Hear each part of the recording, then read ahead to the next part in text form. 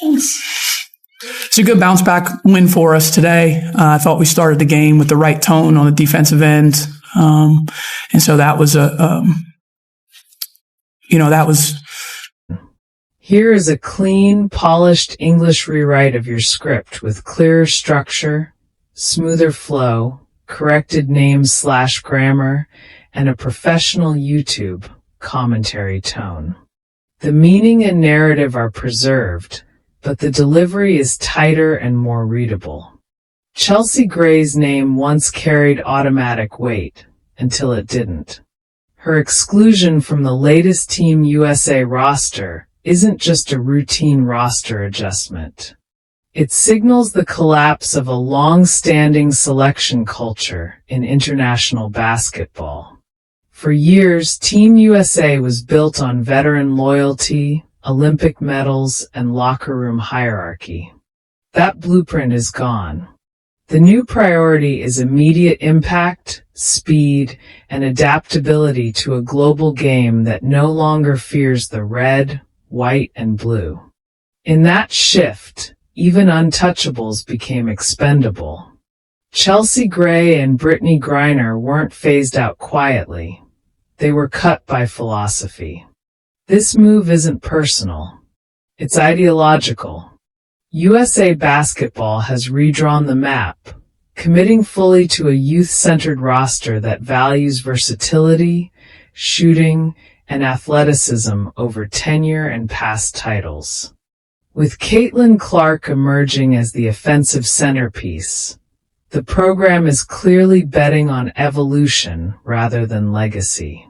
It's an uncomfortable transition, but a calculated one, built not just for Paris, but for Los Angeles 2028.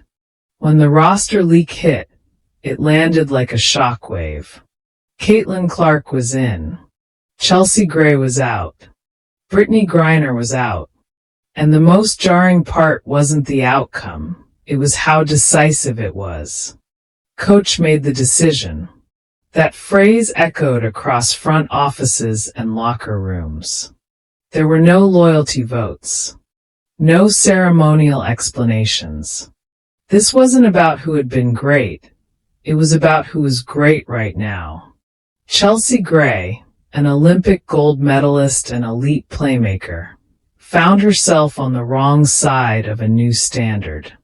Not because her resume lacked prestige, but because the game has moved forward. Injuries, age, and positional redundancy mattered. Sentiment didn't. Current output did. Then came Brittany Griner. Her omission stunned even longtime insiders. A decade of dominance, leadership, and international presence, yet still not enough. The new Team USA model is faster, perimeter-oriented, and switch-heavy. Traditional interior dominance, no matter how iconic, no longer fits the equation. Legacy wasn't dismissed, it was deprioritized. The fallout was immediate. Fans erupted. Some felt betrayed. Others felt relief. Caitlin Clark's inclusion ignited an entirely different firestorm, especially given her earlier Olympic snub. But insiders insist this wasn't about ratings or jersey sales. It was about fit. Clark's shooting range, court vision, and ability to stretch defenses made her essential. Not popular, essential. Her play with Indiana has backed that up. She controls tempo, warps defensive schemes, and forces opponents to guard 30 feet from the basket. That's not a luxury in international play. It's a requirement. This isn't a roster tweak. It's a philosophical overhaul. Team USA is moving away from slow post-centric basketball towards spacing, pace, and positional flexibility. Players are now expected to defend multiple positions, shoot consistently, and survive relentless transition pressure. The result is a younger, quicker roster designed for longevity, not nostalgia. Everything about this build points to LA 2028. The average age has dropped. Every selection was made with multiple Olympic cycles in mind. Win now. Grow together. Peak on home soil. That makes Clark more than a scorer. She's the system. But every addition comes with loss. For fans of Gray, Griner, and other veterans, the absence feels final. These players built the program's reputation. Their departure marks the end of an era, not by ceremony, but by replacement. International competition forced this reckoning. Australia, France, Spain, none of them fear Team USA anymore. They shoot, press, switch, and punish outdated styles. Evolution wasn't optional. It was survival. Inside camp, the tension was real. No spot felt safe. Younger players pushed the pace. Veterans were challenged.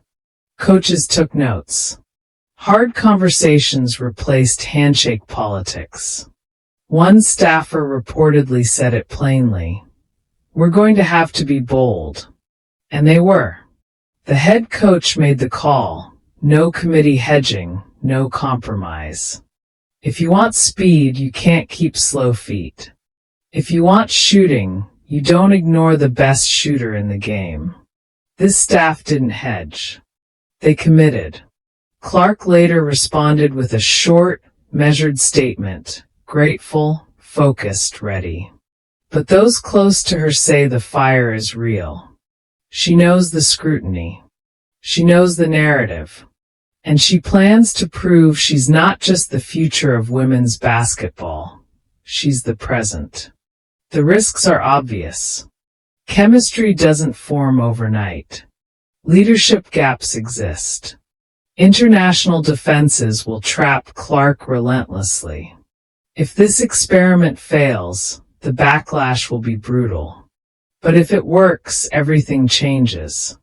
This roster represents a full reset. Output over history, upside over comfort, evolution over tradition. Team USA didn't choose the safest path. They chose the sharpest one. Now the spotlight is unforgiving. Caitlin Clark isn't just playing point guard. She's carrying the credibility of an entire philosophy. Win, and the critics disappear. Lose, and the experiment gets buried. Either way, history is being rewritten in real time. So what do you think? Genius move or reckless gamble? Drop your thoughts in the comments, like the video if you're watching the chaos unfold, and subscribe so you're here when this story either explodes or changes the game forever.